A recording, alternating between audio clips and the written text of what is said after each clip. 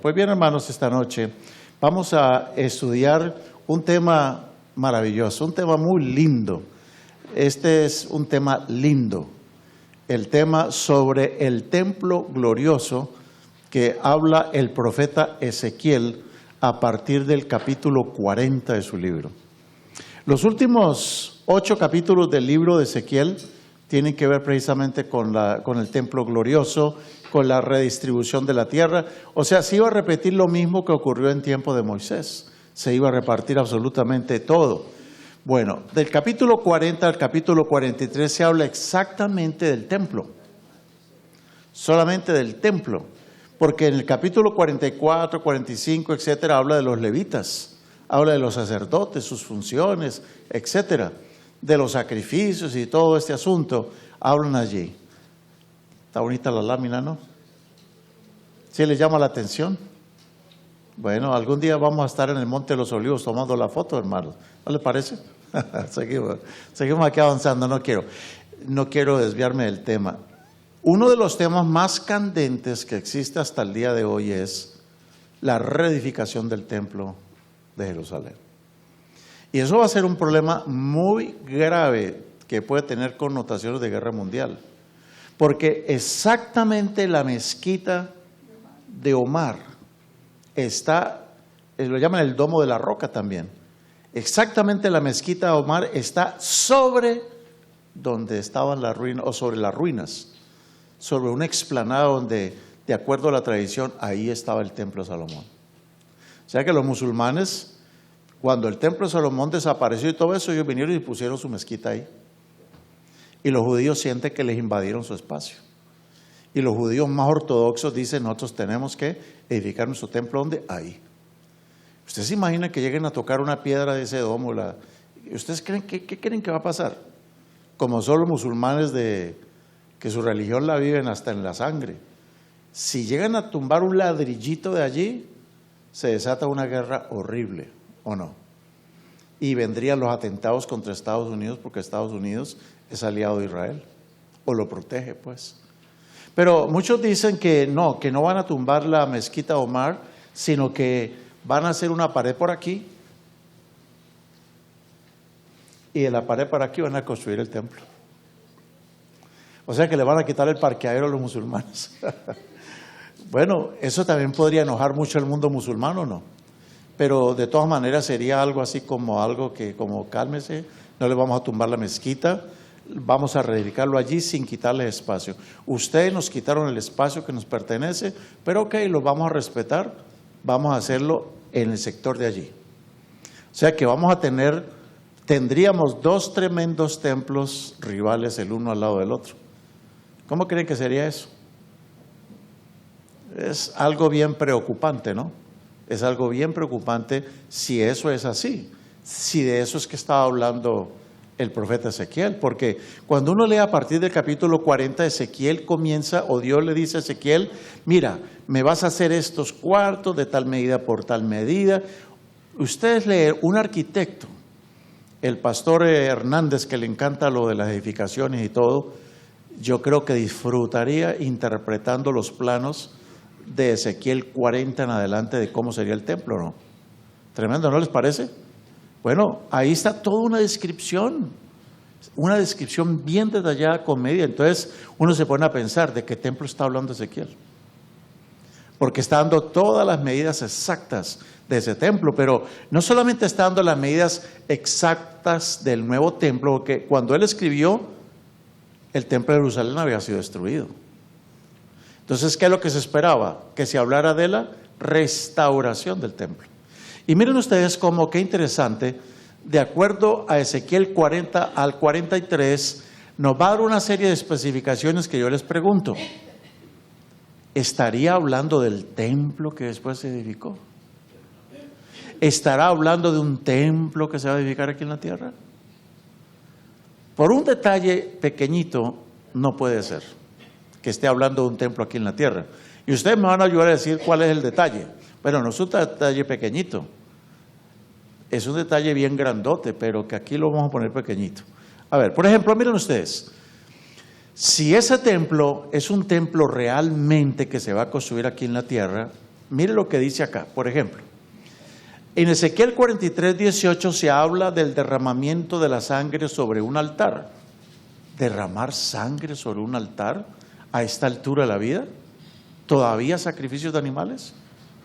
¿Estará hablando de un templo todavía? Bueno, dice por ejemplo en el versículo 19 de que el sacerdocio se restauraría y los sacerdotes serían del linaje ¿de quién? De Sadoc. Ese individuo existía en esos días. De los hijos de Sadoc serán los sacerdotes del templo restaurado. Bueno, ¿ya nos está poniendo más limitantes o no? Está poniendo más limitantes. Sigue diciendo ahora en el versículo 19 de que en la inauguración, que se tomaría 7 días, cada día ofrecerían los príncipes, los sacerdotes, un becerro. ¿Para qué? Un becerro para expiación en el templo nuevo que está hablando Ezequiel allí. Además dice que no solamente un becerro, sino dice el versículo 22, un macho cabrío para expiación. Este lo ofrecían los príncipes. Y no solamente el macho cabrío, sino también un becerro para los holocaustos. Y también, ¿qué más? Se dieron instrucciones para los levitas de cómo tenían que organizarse, cómo tenían que funcionar. O sea que están hablando de un templo, ¿dónde? ¿Un templo dónde? ¿Aquí en la tierra o no? Sí está hablando de un templo aquí en la tierra. Se supone que este fue el templo que reedificaron los que regresaron del exilio. ¿Y será que entonces ese es el templo que después Herodes modificó y que fue el último templo que existió? ¿Será que ese templo era? ¿Será que sí o será que no? ¿Qué piensan? Puede ser que sí. Puede ser que esté hablando de ese templo, claro. Puede ser. Como también puede ser que no. Porque ustedes se acuerdan, hermanos, que los profetas tienen un sistema de que cuando algo no se cumple, el otro profeta lo reinterpreta. Y nosotros hemos visto estas noches reinterpretaciones dichas ¿por quién? Por los profetas mismos. No por nosotros, por los profetas. Veamos, por ejemplo, qué otros detalles se dieron allí. En Ezequiel capítulo 45, capítulo 47 y capítulo 48, el último capítulo de Ezequiel, se hace una distribución de la tierra entre todas las tribus. Dice José que tendrá 2 partes, tendrá de tal parte a tal parte. Que Benjamín irá de tal parte a tal parte. O sea, distribuyen la tierra otra vez, como en los tiempos de Josué. ¿De qué templo estaría hablando Ezequiel? Hermanos, sin duda que originalmente estaba hablando del templo que se iba a reconstruir, ¿o no? Es que no está hablando de otro. El solo hecho de haber mencionado a Sadoc nos hace pensar que era un templo para sus días, ¿o no? Era un templo para sus días. Entonces, hermanos, el cumplimiento de la profecía de Ezequiel 40 en adelante se cumple en los días después de que regresan del cautiverio. Pero no todos los detalles se cumplieron. Y por eso esa profecía quedó inconclusa, por un detallote bien grande que vamos a ver ahora, hermanos. Hermanos, si nosotros aceptáramos que Ezequiel está hablando de un templo que se va a reconstruir en Jerusalén hoy en día, quiere decir que empezarían de nuevo los sacerdotes, y de hecho hay gente preparándose para eso. Ellos están consiguiendo todo, ya tienen dinero, tienen todo listo para reconstruir, ya hay sacerdotes listos practicando. Si lo hay, eso está terrible. Hermanos, si aceptáramos que está hablando de un templo para estos días, entonces ¿para qué vino Cristo a la tierra? ¿No se supone que Cristo vino y que cuando Cristo vino, qué fue lo que terminó? O sea, si eso es cierto, que es un templo para esos días, entonces Jesucristo no fue el Mesías. Ahí nomás ya se cayó todo. Ya no tendríamos razón nosotros, los cristianos, de creer en un Jesús como el Mesías y como sumo sacerdote. Hay una profecía muy tremenda que está en el libro de Daniel, en el capítulo 9, donde Daniel, que era alguien que vivía en el tiempo de Ezequiel, Dios le reveló a Daniel el futuro de su nación. Dios le dijo a Daniel lo siguiente: mira, Daniel, 70 semanas están determinadas ¿sobre quién? Sobre tu pueblo. En profecía, Ezequiel mismo nos explica en el capítulo 4 de que cuando en profecía se habla de un día, un día equivale a un año. Ezequiel 4, ahí lo pueden encontrar. O sea, si estamos hablando de 70 semanas, estaríamos hablando de ¿cuántos días? 490 días. O sea que no son 490 días, sino son 490 años. Dios le va a dar a Israel 490 años más de plazo después del cautiverio babilónico. Esta gente, Dios le dice, ok, van a regresar otra vez, van a reconstruir el templo, pero yo les voy a dar 490 años. Y Dios dice, yo espero que al final de los 490 años se logren por lo menos 6 cosas. Número 1, que se ponga fin a ¿qué? ¿A qué? A la prevaricación. ¿Qué es la prevaricación? La prevaricación es el abuso que comete alguien que tiene el poder y hace cosas para beneficiarse de él o su familia. Prevaricato. O sea, no sé, hermana, si estoy diciendo correctamente, o Claudia, que también es abogado. Pues bien, hermanos, Dios dice, hay que acabar con la prevaricación. Que los dirigentes, los que tienen el poder político, dejen de estar aprovechando su posición para sacar ventaja. Bueno, dice, yo espero, dice el Señor, al final de los 490 años, concluir ¿con qué? Con el pecado. Yo espero, dice, como tercera medida, poner fin a la iniquidad. Recuerden ustedes que la palabra iniquidad es la palabra griega anomía. Y anomía quiere decir violación a la ley. Yo espero que terminen de violar la ley. ¿Cuáles eran los 2 pecados específicos que Israel estaba cometiendo? 2 pecados específicos por los cuales se fueron al cautiverio. ¿Cuáles son los 2?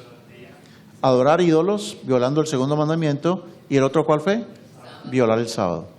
Dice el Señor, yo espero que terminen con la iniquidad, o sea, terminen de estar pisoteando mi ley. Eso es lo que quiere decir poner fin a la iniquidad. Como cuarta medida, yo espero traer la justicia de los siglos. ¿Quién será la justicia de los siglos? Está hablando de Cristo ya. Espero que al final de cuando ustedes regresen cuente 490 años. Cuenten esos años. Al final de esos años yo espero traer la justicia, o sea, iba a venir el Mesías. Y sigue diciendo número 5, yo espero sellar la visión y la profecía en cuanto a ustedes como Israel. Sellar la profecía. Y número 6, yo espero al final de estos 490 años ungir al Santo de los Santos. Algunos piensan que allí lo que está diciendo ungir el Santísimo. Y eso se cumplió cuando Cristo vino a la tierra. Cuando Cristo vino a la tierra, Él entró al templo, ¿no? Y lo purificó con su entrada. Un templo era purificado cuando Dios hacía su entrada al templo. Ahí el templo quedaba dedicado. Cristo al comienzo de su ministerio y al final de su ministerio entró ¿a dónde? Al templo. Y lo limpió, echó los ladrones, o sea, purificó su santuario. Eso puede ser. Pero muchos dicen que ungir al Santo de los Santos se está refiriendo al día que Jesucristo fue bautizado. Ahí fue ungido por el Espíritu. Y también tiene sentido, ¿o no? Tiene sentido porque en el momento de su bautismo, el Espíritu Santo desciende sobre Jesús y lo unge. Y él mismo dice en Lucas 4:18, el Espíritu de Dios está sobre mí porque me ha ungido. Jesús dijo, me ha ungido para predicar las buenas nuevas a los pobres, dar vista a los ciegos, resucitar a los muertos, etc. Bueno, pero hermanos, ¿qué ocurre al final de esos 490 años? Según Daniel 9:26, después de 62 semanas, que no vamos a estudiar ese tema, en los que estaban en el instituto, lo estudiaron en la clase pasada, ¿se le quitará la vida a quién? Pues nosotros sabemos que después de que Israel regresó, 62 semanas después de años, se le quitó la vida a Jesús. Y algo más tremendo. El día en que Cristo murió en la cruz, algo pasó en el templo. El velo del templo se rasgó y quedó a la vista expuesto. Ese lugar que estaba detrás del velo era el lugar santísimo. Solamente un sacerdote podía entrar y verlo una vez al año, pero ahora se rasgó el velo. Y el animalito que estaba a punto de ser sacrificado se escapó y se fue. O sea, no pudo ver nada porque hubo un temblor. Por el gran temblor que hubo de tierra, el velo se rasgó. Y el animalito escapó, la ovejita que iban a matar. Mis hermanos, de acuerdo a la profecía, en Daniel 9:27, ¿qué ocurrió? a la mitad de la última semana. O sea, cuando quedaron los últimos 7 años de plazo para Israel, en la mitad de los últimos 7 años, ¿cesó qué cosa?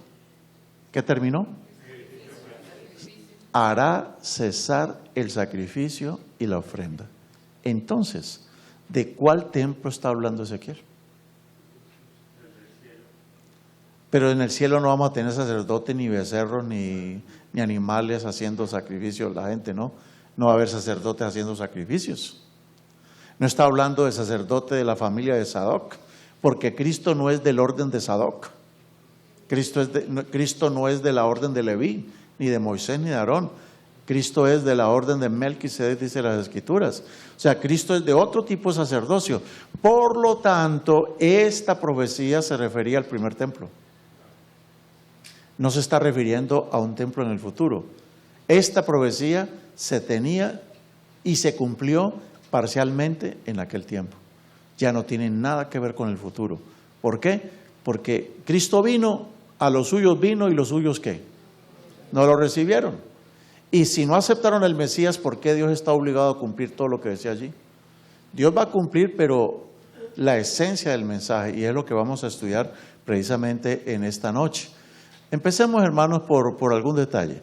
Dice que después de que el Mesías fue muerto y terminó el sacrificio y terminaron las ofrendas, ¿qué pasó con el templo? El templo fue destruido. Dice Daniel 9, 26 y 27, y el pueblo de un príncipe que ha de venir destruirá a la ciudad y destruirá al santuario.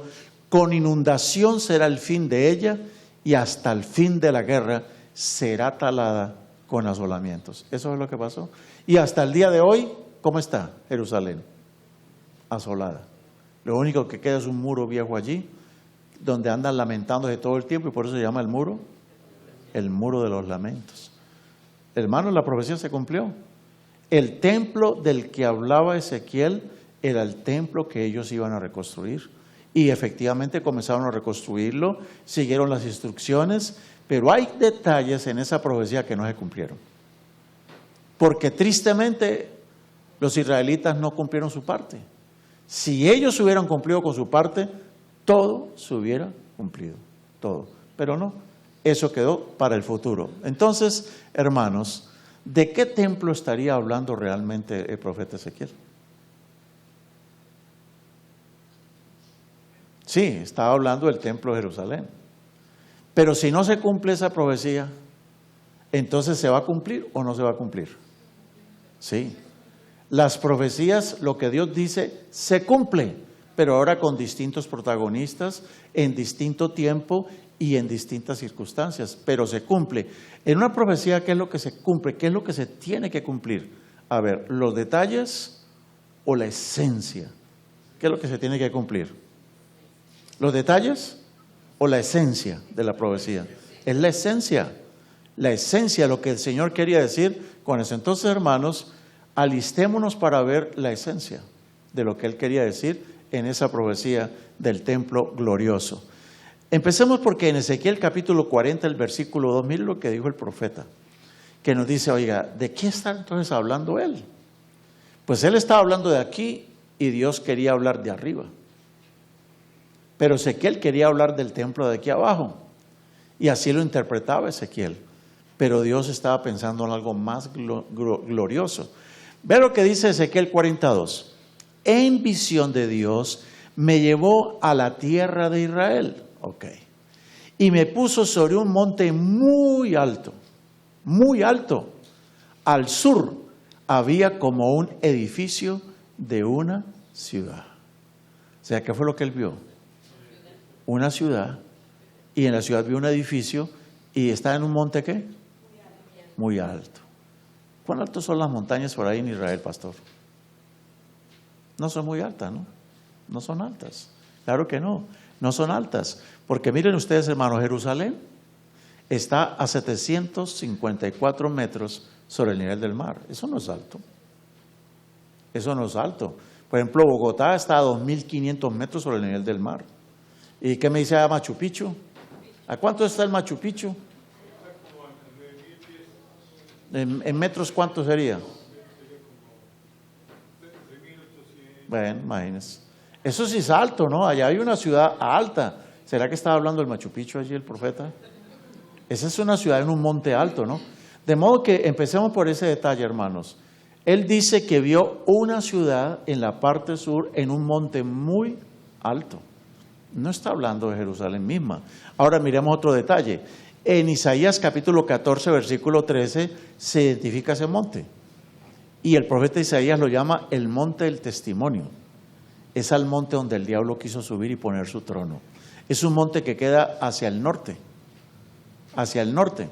Bueno, otro profeta, Isaías, el mismo Isaías en el capítulo 41, versículo 1, habla del monte ¿de qué? De Sión. Y en Apocalipsis 14, versículo 1, se habla ¿de qué? De Sión. Pues bien, hermanos, avancemos un poquito acá. Dice además que esa ciudad tenía ¿cuántas puertas? 12 puertas. Y en cada puerta estaba el nombre de una tribu. ¿Estaría hablando de Jerusalén? Miren ustedes cómo el profeta Juan reinterpreta lo que dijo Ezequiel. Entonces, ¿por qué nosotros decimos que no estaba hablando de Jerusalén, Jerusalén? No por un capricho de nosotros, sino porque el mismo Juan, que es otro de los profetas autorizados de Dios, reinterpretó o no reinterpretó. Si ustedes miran Apocalipsis capítulo 21, versículo 12 y 13, vamos a Apocalipsis 21, versículos 12 y 13, a ver cómo es que Juan habla. Y si Juan está haciendo una reinterpretación de lo que dijo Ezequiel. Apocalipsis capítulo 21, versículo 12 y 13. No, veámoslo desde el versículo 10. A ver si Juan está reinterpretando o no. Versículo 10. Y me llevó en el espíritu. ¿Quién fue que llevó a Daniel a ese monte? ¿Fue el espíritu o no? ¿Fue el espíritu el que llevó a Ezequiel a esa montaña o no? Y ahora, ¿qué está diciendo acá? Juan, ¿qué dice? Y me llevó en el espíritu a un monte ¿qué? Grande y alto. ¿Está diciendo lo mismo que Ezequiel? ¿O no? ¿Me están siguiendo? ¿Sí? Pues no aparece. Y me llevó, dice Juan, ¿a dónde? A un monte grande y alto. Y me mostró la gran ciudad. ¿Qué fue lo que vio Ezequiel en ese monte alto? Una gran ciudad. ¿Es lo mismo que está viendo Juan o no? El mismo que llevó a Ezequiel es el mismo que está llevando a Juan. Es el Espíritu de Dios. Y bueno, y dice, y me mostró la gran ciudad santa de Jerusalén que descendía del cielo de Dios. O sea que esa ciudad está en un monte muy alto, que es el monte de Dios. Pero ahora está descendiendo a la tierra. Y dice el versículo 11, teniendo la gloria de Dios, y su fulgor era semejante al de una piedra preciosísima, como piedra de jaspe, diáfana como el cristal. Dice el versículo 12, tenía un muro grande y alto con 12 puertas. ¿Qué fue lo que vio Ezequiel? También vio una ciudad con 12 puertas. Y dice, alto con 12 puertas y en las puertas 12 ángeles y nombres inscritos que son los de las 12 tribus de los hijos de Israel. Muy bien, entonces, ¿qué es lo que está haciendo Juan? Una reinterpretación. ¿Qué quiere decir reinterpretación? Tomar una profecía que estaba para el pasado, pero que tristemente no se cumplió, y ahora el profeta dice, ok, no se cumple, pero ahorita queda pendiente para el futuro otra vez. ¿Eso se llama qué? Reinterpretar. Es tomar algo y decir, eso no se cumplió, pero aquí está y es para más adelante. Según Juan, ¿para cuándo es esto?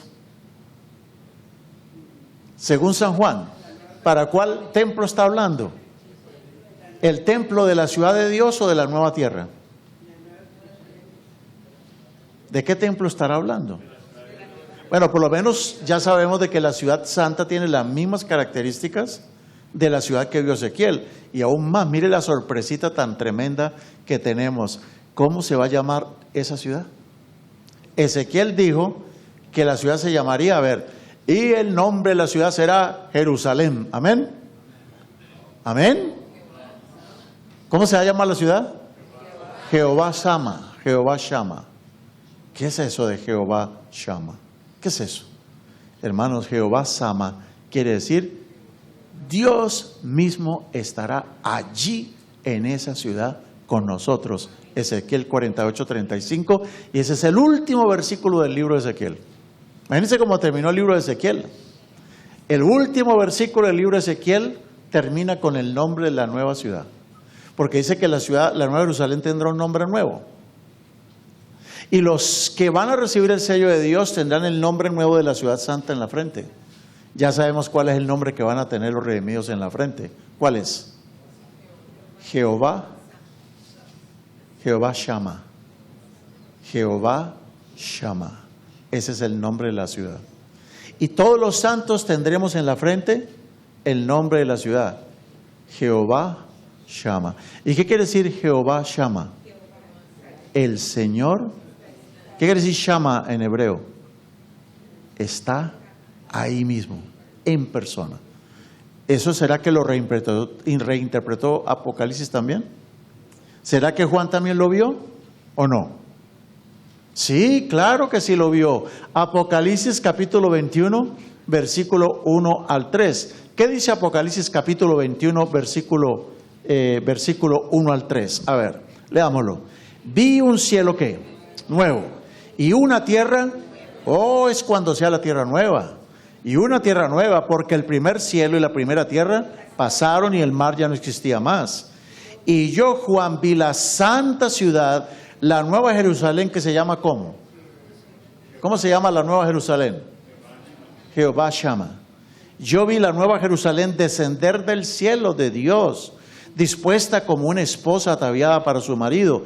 Y oí una gran voz del cielo que decía: he aquí el tabernáculo de Dios con los hombres, y Él morará con ellos, y ellos serán su pueblo, y Dios mismo estará con ellos como su Dios. Jehová Shammah. Dios estará allí. ¿No le parece espectacular?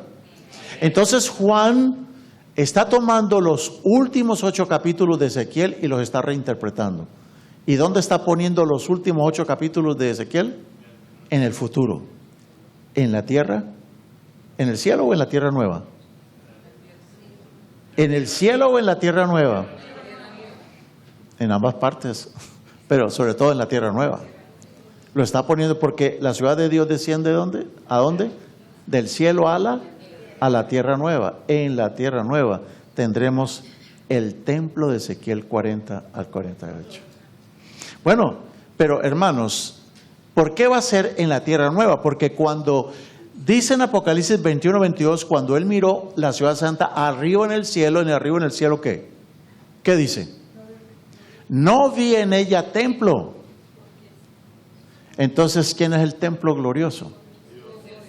Oh, tremendo. El templo no es un edificio, el templo es una persona. Quiere decir, hermanos, que Ezequiel 40 al 48 está hablando de una persona. Está hablando de una persona. ¿Quién es la persona? Su templo es el Señor Dios Todopoderoso. ¿Y quién más? Y el Cordero. O sea que Ezequiel está hablando del Cordero. Está hablando de Dios. Está hablando de Dios mismo. Pero ¿cómo, pastor? Y todo eso tiene que ver con Dios, un templo. ¿Será que tiene que ver un templo con Cristo, con Dios? Claro que sí. Por eso es que en la visión tremenda, de las visiones más lindas de toda la Biblia, en Ezequiel capítulo 47, versículo 1, vamos a concentrarnos en el templo. Y vamos a ver si ese templo es Cristo. Dice Ezequiel 47, 1, y muchos de ustedes ya saben de esto, son expertos en esto. Me hizo volver luego a la entrada de ese templo. He aquí aguas que salían ¿de dónde? Salían de debajo del umbral de la casa hacia el oriente, porque la fachada de la casa estaba al oriente, y las aguas descendían de debajo hacia el lado derecho de la casa. ¿Hacia dónde? Al sur del altar. O sea, ese templo glorioso le está saliendo agua. Le está saliendo agua al templo, se le está saliendo el agua. Y sigue diciendo en el versículo 2, y me sacó por el camino de la puerta del norte y me hizo dar la vuelta por el camino exterior, fuera de la puerta, al camino de la que mira al oriente. Y vi que las aguas salían ¿de dónde? Del lado derecho. Ese templo tiene un problema de plomería. ¿O no? O un diácono se le olvidó cerrar, hermano Pepe, se le olvidó cerrar el agua al bautisterio y se está derramando todo el agua y por allá se le está inundando la casa a Nehemías y a Vicente por allá. Tremendo, por el problema de Pepe haberse olvidado de cerrar el agua. ¿Eso es lo que está pasando con el templo o no? ¿O no? ¿Sí se está saliendo el agua o no? Tremendo daño. Yo creo que ese templo no ha pasado la inspección, ¿no? Con ese tremendo problema. Pero sigamos leyendo. Dice Ezequiel 47:3. Y salió el varón hacia el oriente llevando un cordel en su mano y me dio 1000 codos, que son como medio kilómetro. Y me dio 1000 codos y me hizo pasar por las aguas, ¿a dónde? Hasta los tobillos. Eso dice Ezequiel 47:3. Y luego dice Ezequiel 47:4, midió otros 1000 y me hizo pasar por el agua que me llegó hasta ¿dónde? Hasta las rodillas. ¿Qué está pasando con el agua? Está creciendo el agua. Y seguimos leyendo el versículo 4, última parte. Me dio luego otros 1000 codos y me hizo pasar por el agua que me llegó hasta ¿dónde? Hasta la cintura. Es una inundación seria. Se está inundando. Y dice el versículo 5, me dio otros 1000 y ya era un río que yo no podía pasar porque las aguas habían crecido de manera que el río no se podía pasar sino a nada. Tremendo. Ese es el templo glorioso. Tiene un problema serio de plomería el templo glorioso. Problema muy serio. Y sigue diciendo la profecía del versículo 7 y 8. Y volviendo yo vi que en la ribera del río había muchísimos árboles a uno y a otro lado. Y me dijo, estas aguas salen a la región del oriente y descenderán al Arabá. Y entrarán en el mar. Y entradas en el mar recibirán sanidad las aguas. Bueno, y toda alma viviente que nadare por donde quiera que entrar en estos 2 ríos. ¡Uy! ¿Se volvieron cuántos ríos? Ahora se volvieron 2 ríos. No, tremendo problema, hermano Pepe. 2 ríos por culpa de no cerrar bien la llave del bautisterio. 2 ríos se volvieron. Bueno, y dice, pero cualquiera que se meta en esos ríos vivirá. Y habrá muchísimos peces por haber entrado allá estas aguas y recibirán sanidad y vivirá todo lo que entrare en este río. Es el único río donde nadie se ahoga. Todo el que entre en ese río vivirá. Vivirá, dice la Escritura, el versículo 9. Pero hay un problemita, versículo 10 y 11, dice, y junto a él estarán los pescadores y desde En-Gadí hasta En-Eglaim, está dando una descripción geográfica. Este mar no es otra cosa que el mar muerto, porque En-Gadí y en Eglaim están a orillas del mar muerto. Y el Arabá queda hacia allá. Bueno, dice, y por sus especies, los peces que tendrá el mar muerto, sus peces serán tan numerosos como los peces del mar grande. ¿De cuál mar grande podría estar hablando? El mar Mediterráneo. Serán muchos los peces, pero miren el problema aquí serio. Sus pantanos y sus lagunas no recibirán sanidad. ¿Quedarán para qué? Como la mujer de Lot, para sal nada más. Terrible, ¿no? Bueno, y dice, mis hermanos, de que el versículo 12, junto al río, en la ribera, a uno y al otro lado, crecerá toda clase de árboles frutales, sus hojas, no hay otoño ahí, sus hojas, ya se imaginan no estar barriendo esas hojas, sus hojas no caerán, ni faltará su fruto, a su tiempo madurará, porque sus aguas salen ¿de dónde? Las aguas salieron del santuario, y su fruto será para comer, y sus hojas ¿para qué? Tremenda visión, ¿no les parece? Preciosísimo. Es de lo más lindo que yo he leído en las Escrituras, en los profetas. Precioso, precioso lo que escribe el profeta Ezequiel. Bueno, entonces, ¿qué significa esa visión? ¿De cuál templo estará hablando? Hermanos, ¿quién es el templo de cuyo lado derecho brotó agua? Exacto. Yo sé porque esto lo hemos estudiado aquí. Cristo Jesús brotó, de su costado derecho brotó ¿qué? O sea que el templo glorioso de Ezequiel es Cristo. Es Cristo.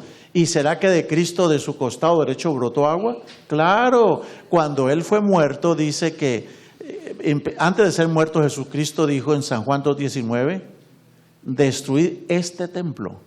O sea que el templo es Jesús, ¿o no? El templo es Jesús, porque Él mismo dijo, yo soy el templo. Destruid este templo y ¿qué? En 3 días lo levantaré. Y la gente le dijo, ¿cómo? Nuestros padres duraron 46 años edificando este templo y tú lo vas a levantar en 3 días. Pero dice la Escritura en San Juan 2:21, Él estaba hablando del templo de su cuerpo. O sea que el templo glorioso de Ezequiel 47 es Jesús. Es Jesús. Y la prueba que sí, en San Juan 19:34, cuando Él murió, uno de los soldados le abrió el costado derecho con una lanza y en el acto salió sangre mezclada con agua.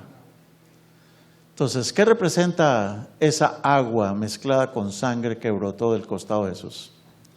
Por lo menos hagamos la aplicación. Todo aquel que beba de esa agua vivirá. El que se bañe con esa sangre mezclada con agua, ¿qué? Vivirá. Entonces, ¿es un lindo símbolo de Jesús o no? ¿Sí? ¿Me hago entender? ¿Sí me están siguiendo? Bueno, hermanos, miren ustedes, esta es una foto aérea del Mar Muerto. En-Gadi y en Eglaim están a orilla del Mar Muerto. O sea que el profeta estaba hablando de ese lugar. Y hermanos, dice la profecía que cuando las aguas de ese río que brotaría del templo sagrado entraran a las aguas del Mar Muerto, el Mar Muerto vivirá. ¿Por qué el Mar Muerto lo llaman muerto? Allí prácticamente no hay vida. No hay vida, no hay peces. Hay unas pequeñas criaturitas ahí que son como parecidos a crabs, ¿cómo se dice? Cangrejitos, pero una cosa casi pequeñitas que medio viven en esas aguas. Pero no hay peces allí. Está muerto. Demasiada salinidad tiene ese mar.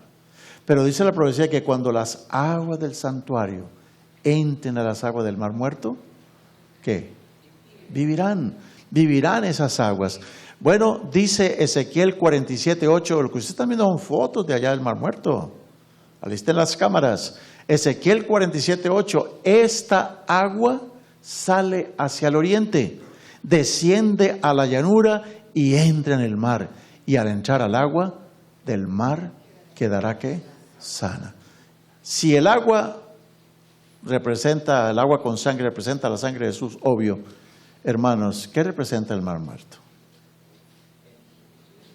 Bueno, pues nosotros sabemos, hermanos, según Apocalipsis 17:15, de que las aguas representan ¿qué? Pueblos, muchedumbres, naciones y lenguas. ¿Y por qué están muertos? Porque como dice Efesios 2:1, están muertos en sus delitos y pecados. ¿Qué pasa cuando todas las gentes en el mundo reciban el Evangelio y acepten a Jesucristo? ¿Qué va a pasar con la gente que estaba muerta? Sanará. Esas personas vivirán. ¿No les parece lindo? ¿Amén o no amén? Amén. Entonces, ahora, pero habla de los charcos y de las lagunas. ¿Qué dice la profecía de los charcos y las lagunas? Dice, los charcos y las lagunas, ¿qué? No sanarán, serán, ¿qué? Salinas. ¿Qué es un charco? ¿Cómo se produce un charco? ¿Agua qué? ¿Y de dónde salió esa agua estancada? Puede ser de la lluvia, pero como estamos hablando de un río, ese río un día se inundó, creció. ¿Es que el río creció o no creció? Creció y de pronto volvió a su cauce y quedó agua por fuera del río. Los charcos son aquellos pocos de aguas que quedan después de una inundación, pero como pierden su contacto con el río, ¿se mueren esas aguas o no se mueren? Entonces, ¿a quién representan los pantanos, los charcos? A aquellos que habiendo conocido a Jesucristo, aquellos que habiendo conocido el Evangelio, no mantuvieron esa conexión con el río, no se mantuvieron en contacto con las aguas del río, el agua no fluyó por ellos, y al no fluir el agua de vida por ellos, se estancan. De modo que los charcos representan a aquellos que, como la mujer de Lot, solo serán ¿para qué? Para sal. ¿La mujer de Lot conocía el Evangelio o no? ¿La mujer de Lot perdió su conexión con el Señor o no? No siguió las instrucciones. Dios les dijo, no miren para atrás, pero ella fue lo primero que hizo. Se perdió por no seguir las instrucciones de Dios. Y hay mucha gente que aún habiendo pasado toda su vida en la iglesia, tristemente se van a perder. ¿Por qué? Porque no se acostumbraron a oír la voz de Dios y creyeron que solo bastaba estar en una iglesia, pero no tenían una conexión viva con el Señor. ¿Una conexión cómo? Viva con el Señor. Se contentaron con el poquito de agüita que un día tomaron, pero esa agua, si no corre, se estanca y finalmente, ¿qué? Muere. Pero bueno, mis hermanos, ¿qué representará? Las frutas dándose en los árboles. ¿Qué representarán esos árboles que darán su fruto a su tiempo? Este fue un mes donde dio uvas a ese árbol. Y dice que ese árbol está en medio de ¿cuántos ríos? En medio de 2 ríos. Dice porque cuando él regresó, se dio cuenta que al lado y lado habían ¿qué? Árboles especiales. ¿Qué representan esos árboles que crecen junto a las corrientes de agua, que dan su fruto a su tiempo, que sus hojas no se caen? ¿Qué representará? Claro, claro, hermanos. Dice Ezequiel 47:12, en las 2 riberas del río crecerá toda clase de árboles frutales, sus hojas nunca caerán, ni su fruto faltará. Y dice luego en la segunda parte de Ezequiel 47:12, cada mes dará nuevo fruto. Por eso le digo, en este mes que tomó la foto este árbol, ese mes dio uvas, pero el otro mes puede dar mangos, el otro mes dará papayas, qué sé yo. Pero este es un árbol que cada mes da un fruto distinto. ¿Qué representa? Dice, su fruto servirá de alimento y sus hojas de medicina. ¿Quién representa ese árbol? ¿A quién? ¿De quién estará hablando? ¿De quién?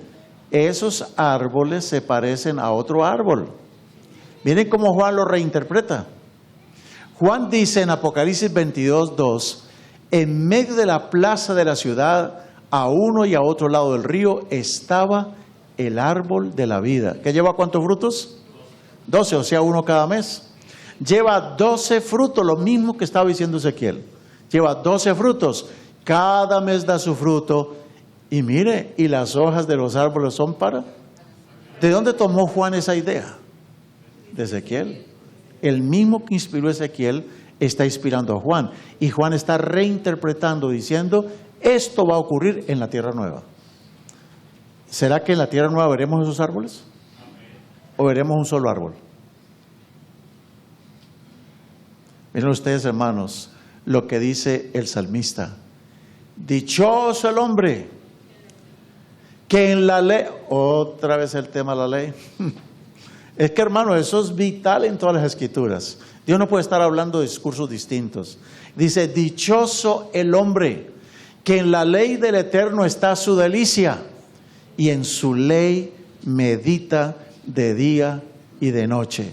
Y dice el versículo 3, será como árbol plantado junto a corrientes de agua, que da su fruto a su tiempo y su hoja no cae, y todo lo que hace prosperará. Amén.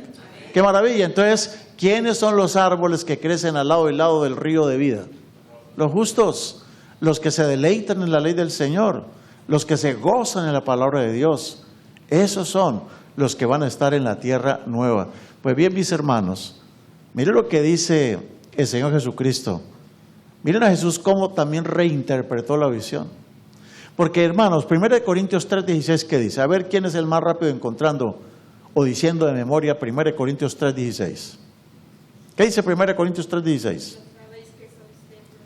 ¿O no sabéis que vosotros sois qué? Oh, no solamente Cristo es un templo. Nosotros también somos ¿qué? Templos. Somos templos. ¿Y qué pasa cuando un templo, otro templo, otro templo, otro templo, otro templo cree en el Señor y acepta al Señor? ¿Qué pasa? Mire lo que dice Jesucristo en San Juan 7:38. Si alguno tiene sed, venga a mí y beba. El que cree en mí, como dice la Escritura, ¿qué? De su interior correrán ríos de agua viva. Entonces el templo glorioso de Ezequiel 47, ¿a quién representa también? A los creyentes, a la iglesia. Porque cuando los creyentes van aceptando a Jesucristo, ahí está Julio, llegó Daniel, y llegó Pepe, y llegó Cipriano, y llegó María, y llegó Eunice, y como van aceptando a Cristo, ¿qué va pasando con el caudal del río? ¿Va creciendo el río? Por eso es que las aguas del río que salen del santuario crecen. Es un símbolo de todos los creyentes que están aceptando. Pero ahora miren ustedes, Cristo nos va a explicar qué representa el río. El río, el agua está mezclada ¿con qué? Con sangre. Pero la sangre representa a Cristo y el agua. ¿A quién representa el agua? La sangre es Cristo. Hermanos, el agua y la sangre se tienen que mezclar para que tenga sanidad la gente. El agua es, la sangre es símbolo del sacrificio de Jesús, pero el agua ¿a quién representa? Muy bien. San Juan 7:39. Esto dijo Jesús, ¿de quién? Del Espíritu Santo que habrían de recibir todos los que creyesen en Él. ¿No le parece preciosa la profecía? Entonces, ¿tenemos que esperar hasta la tierra nueva para que se cumpla? ¿O será que ya se puede cumplir? A ver, ¿qué cosas de la profecía se pueden cumplir hoy en día? A ver, en cuanto al templo, ¿hoy se puede estar cumpliendo el templo o no? ¿Quiénes somos el templo? Cada uno de nosotros es un templo. Lo del agua que se multiplica, ¿se está cumpliendo? ¿Se puede cumplir hoy? Sí. ¿Qué brota de nosotros si creemos en Cristo? Agua, símbolo del Espíritu Santo. Y cuando nosotros vamos a dar estudios bíblicos, a visitar a las personas y le llevamos el mensaje, guiados por ese río, y le hablamos a la gente, ¿qué puede pasar con la gente que recibe los estudios, recibe nuestras enseñanzas? Esos que estaban sin esperanza, a punto de suicidarse, sus vidas destruidas, ¿qué ocurre? ¿Qué reciben las personas? ¿Reciben sanidad o no reciben sanidad? O sea, ¿reciben sanidad o no? Ok, ¿lo de los árboles se puede estar cumpliendo hoy en día o no? Sí, cada uno de nosotros que nos deleitamos en la ley de Dios, que nos gozamos en su palabra, hoy somos árboles. Y todos nosotros para bendición. La gente que se relaciona con nosotros dice, oiga, hasta las hojas de este hermano me son de sanidad para mí, ¿o no? Y lo que el hermano habla, el fruto de su trabajo, es de bendición. Y quieren estar con nosotros. Y quieren, oiga, ¿cuál es el secreto para que ustedes las hojas no se les caigan? ¿Cuál es el secreto para dar tanto fruto? ¿Cuál es el secreto? No, la calidad de pastor que tiene la iglesia. No, ¿cuál es la causa?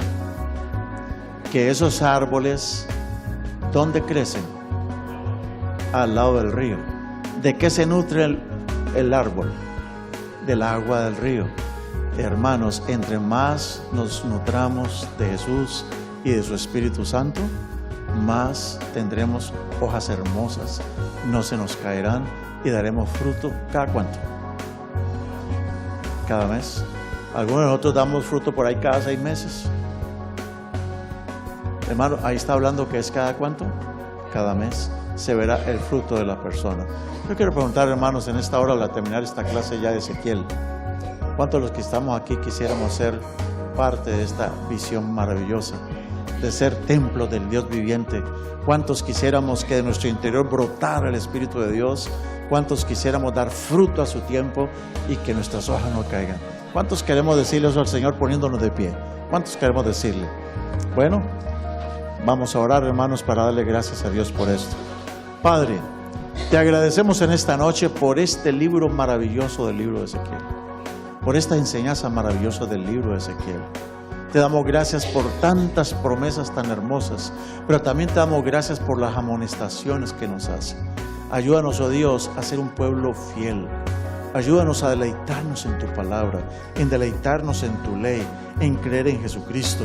Ayúdanos para ser templos vivos del Espíritu Santo. Ayúdanos para dar fruto a tiempo. Ayúdanos para que nuestras hojas sean sanidad para la gente que se relaciona con nosotros. Que nosotros seamos sabor de agua de vida para todo aquel con quien tratamos. Padre, danos la dicha de estar un día allí en la tierra nueva. Y mientras tanto, ayúdanos a permanecer siempre a orillas de este río. Danos, Señor, tu gran bendición. Una vez más, que dice: Jehová te bendiga y te guarde. Jehová haga resplandecer su rostro sobre ti y tenga de ti misericordia. Jehová alce a ti su rostro y ponga en ti paz.